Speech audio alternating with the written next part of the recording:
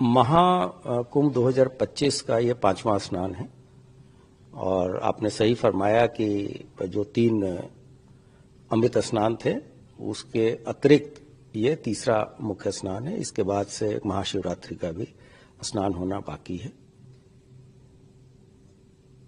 आपने देखा होगा कि एक छोटी सी चूक उस दौरान हो गई थी जिस दिन मौनी अमावस्या था।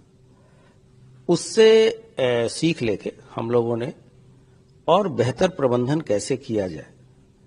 प्रबंधन की एक टेक्निक है कि बिल्ड बैक बेटर, मतलब पहले से और बेटर करें। तो अगर कोई बात हुई है तो उसको हम एक अपॉर्चुनिटी के रूप में लें और जो कम्युनिटी को का फीडबैक इंक्लूड करके हम चीजों को और बेहतर बनाएं।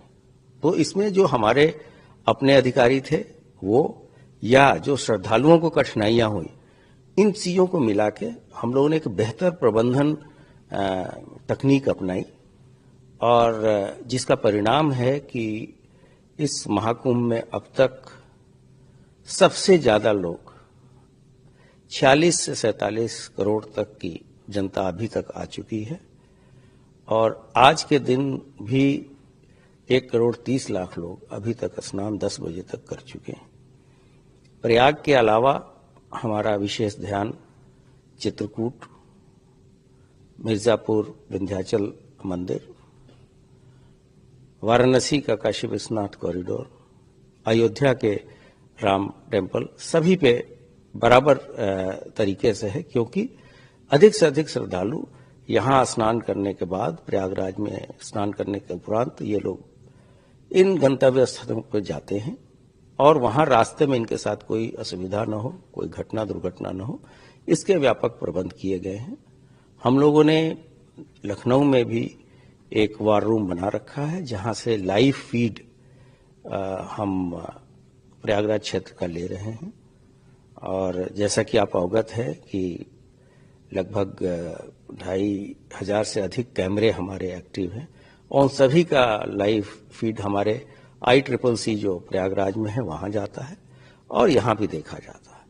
कोई भी निर्देश अगर यहां से देने होते हैं हम लोग ICCC को देते हैं। वहां एक काफी सीनियर IPS ऑफिसर को प्रभारी बनाया गया है। इसके अलावे जो इंसिडेंट कमांडर होते हैं वो वहां पे स्वयं मौजूद रहते हैं, सीनियर ऑफिसर, और जो निर्देश यहां से मुख्यालय से दिए जाते हैं उसका इम्प्लीमेंटेशन, क्रियान्वयन वो लोग फील्ड पे कराते हैं। तो ये जो बेहतर प्रबंधन और भीड़ नियंत्रण के बारे में जो प्रबंधन किए गए उसका यह सुखद परिणाम है कि चीजें बहुत ही व्यवस्थित और सुनियोजित तरीके से भीड़ होने के बावजूद चीजें चल रही हैं। मैंने पहले भी कहा है कि इसमें कोई एडमिनिस्ट्रेटिव लैप्स नहीं है। ये हमारा पब्लिक का इतना ओवरवेलमिंग रिस्पांस है, इतनी अधिक संख्या में लोग आ रहे हैं और आप देखेंगे कि मेले की शुरुआत से अब तक जो जिस वर्ग के लोग आ रहे हैं उसमें भी काफी अंतर हुआ है। अब छोटी गाड़ियों से लोग आ रहे हैं, पहले ट्रेन और बसेस से लोग आ रहे थे। तो लोगों के आने के मोड ऑफ ट्रांसपोर्ट में भी अंतर हो रहा है तथा उनकी जो बहुत सारे लोग इसलिए शुरू में नहीं आए कि अब भीड़ कम होगी, लेकिन कुंभ का इतना विश्वव्यापी इसकी पहुंच हो गई है कि सभी पूरे संसार से लोग आ रहे हैं। भारत के भी प्रत्येक राज्य के कोने कोने से लोग यहाँ पहुंच रहे हैं। रेलवे के द्वारा प्रतिदिन, जैसे मुख्य स्नानों के दिन तो 5 लाख से अधिक लोग ट्रैवल करते हैं, आते और जाते हैं और उसके लिए 400 से अधिक गाड़ियां लगाई जाती हैं।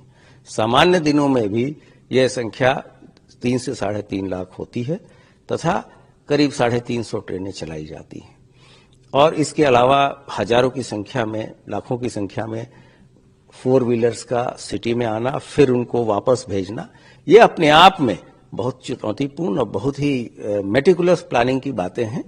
और मैंने कहा था कि मुझे अपने जो हमारे साथी फील्ड में लगे हैं और वो बिना किसी शस्त्र के लगे हैं और मैं उनको सैल्यूट करता हूं, उनके धैर्य को, उनके ट्रेनिंग को, कि पिछले 1 महीने से लगातार लोग फील्ड में अपना काम कर रहे हैं।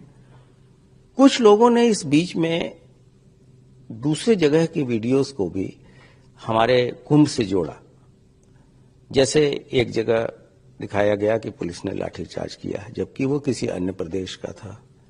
इसी तरीके से ये कुलसित प्रयास हो रहा है कि कुंभ को बदनाम किया है। तो ऐसे लोगों पे हम लोगों ने एफआईआर भी की है। कोई एक दिखाया गया कि किसी दूसरे राज्य में, दूसरे देश में अंत्येष्टि के लिए लोग जा रहे हैं, उसमें भी कुप्रबंधन के बारे में चर्चा की गई कि इसको प्रयागराज से जोड़ा गया। तो ऐसे सभी लोगों की हम पहचान कर रहे हैं और एफआईआर हमने दर्ज की है और इन पे हम कठोर कार्रवाई